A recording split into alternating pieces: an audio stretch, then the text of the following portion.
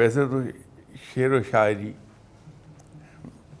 مجھے سمجھ نہیں آتی، کیونکہ میرے اندر حصے لطیف ہے ہی نہیں، میں تو ہتھوڑے مار آدمی ہوں. تو لیکن اس شعر کا میں جو مطلب میں سمجھتا ہوں وہ میں عرض کر دیتا ہوں آپ کی خدمت میں. اس کو تھوڑا سا ہم غلط سمجھ رہے ہیں کہ جو یہ فرمایا کہ جاگ بینا، وہ کیا تھا شعر آپ کا؟ دودھ جم دے نہیں. ہاں دودھ جم دے نہ. جناب، وہ بات یہ 100% صحیح ہے، لیکن ہم غلط سمجھ رہے ہیں اس کو. ہم یہ سمجھتے ہیں کہ جو جاگ لگانی ہے دودھ کو تاکہ وہ دہی بن جائے، وہ صرف مرشد ہی لگائے گا. یہ درست نہیں ہے. رب تو ایسی عظیم ترین ہستی ہے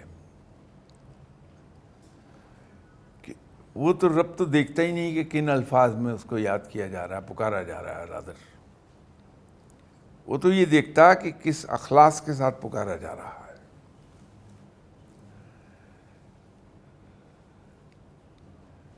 یہ جو دودھ کڑ کڑ کے گلابی ہو جائے، جو یہ شعر ہے، اس کو میں اس طرح سے لوں گا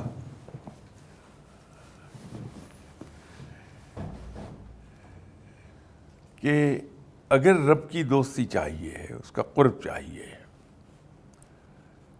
تو پھر ہمیں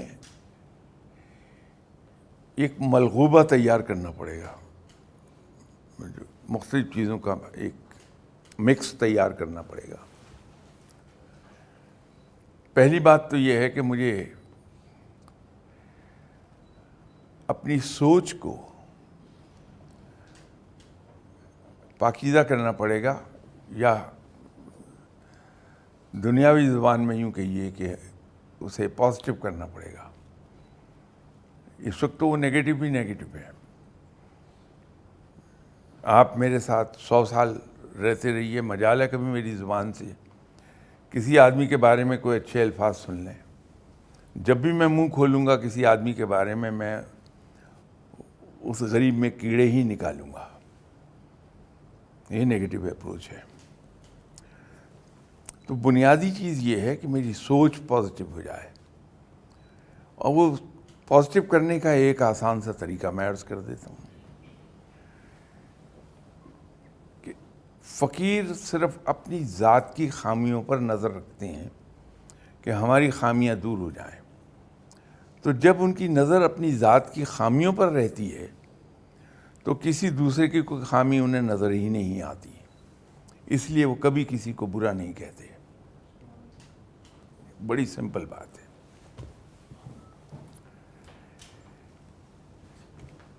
اس کے اندر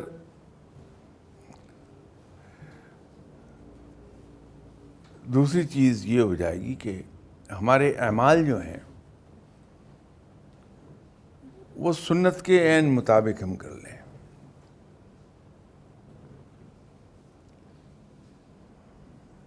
بلکہ یوں کہ یہ سیرت کے مطابق کر لیں.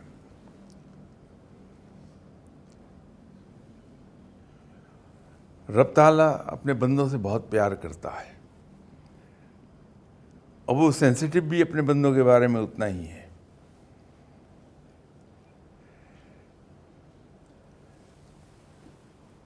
انسان کو اس سے بہت زیادہ ڈرنا چاہیے جو میری زیادتیوں کے جواب میں صرف مسکرا دیتا ہے، جواب نہیں دیتا.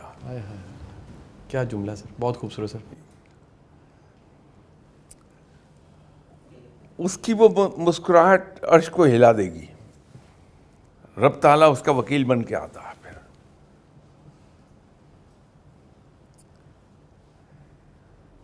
وہ اپنے بندوں کو کسی کے ہاتھوں رسوا نہیں ہونے دیتا.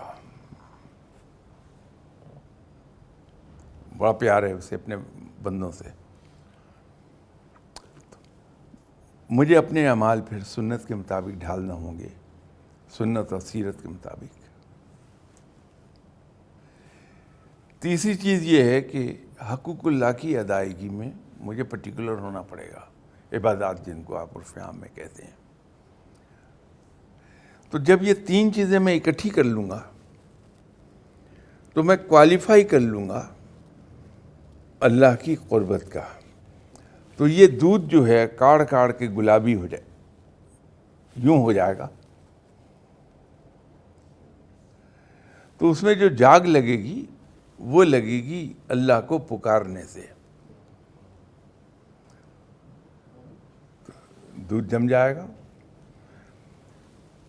مرشد کی ضرورت یس پڑتی ہے، لیکن اس کو آپ مرشد کہیں، گائیڈ کہیں، استاد کہیں،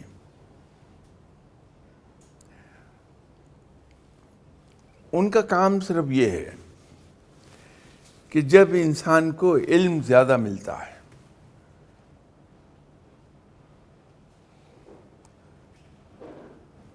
تو وہ بھٹکنے لگتا ہے۔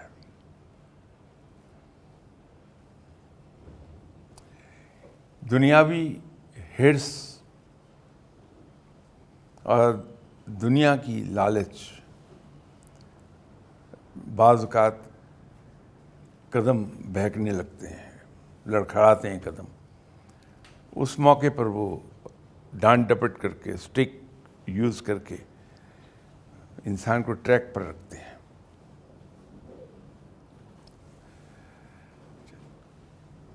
یہ جو تکبر ہے یہ بالکل اسی طرح کام کرتا ہے جس طرح سے چھت پر کھڑا ہوا پانی بڑے غیر محسوس طریقے پہ وہ رستا ہوا اندر آئے گا اور پوری چھت کو ڈیمیج کر دے گا، جو کسی وقت بھی کولیپس کر جائے گی۔ یہ تکبر ایگزیکٹلی ویسے کام کرتا ہے، انسان کو پتہ چلتا ہی نہیں کہ میں تکبر میں داخل ہو گیا۔ تو یہ علم کا تکبر، اپنی بڑائی کا تکبر، یہ بہت ہی غیر محسوس طریقے پر کریپ ان کرتے ہیں آدمی میں، مختلف قسم کے ماسک چڑھا کے، انسان کو پتہ ہی نہیں چلنے دیتے کہ یہ لے ڈوبے اس کو۔ وہاں پر آپ کا گائیڈ یا استاد یا مرشد، جو بھی آپ انہیں نام دینا چاہیں، وہ آپ کو ٹریک پہ رکھتے ہیں۔ تو یہ اس لیے کہا جاتا ہے کہ استاد کا یا گائیڈ کا یا مرشد صاحب کا ہونا بڑا ضروری ہے، کہ جو ہی ذرا بھی پاؤں لڑکھڑانے لگیں وہ اپنے تجربے کی بنیاد پر، اپنے علم کی بنیاد پر انسان کو سیدھا چلا دیں۔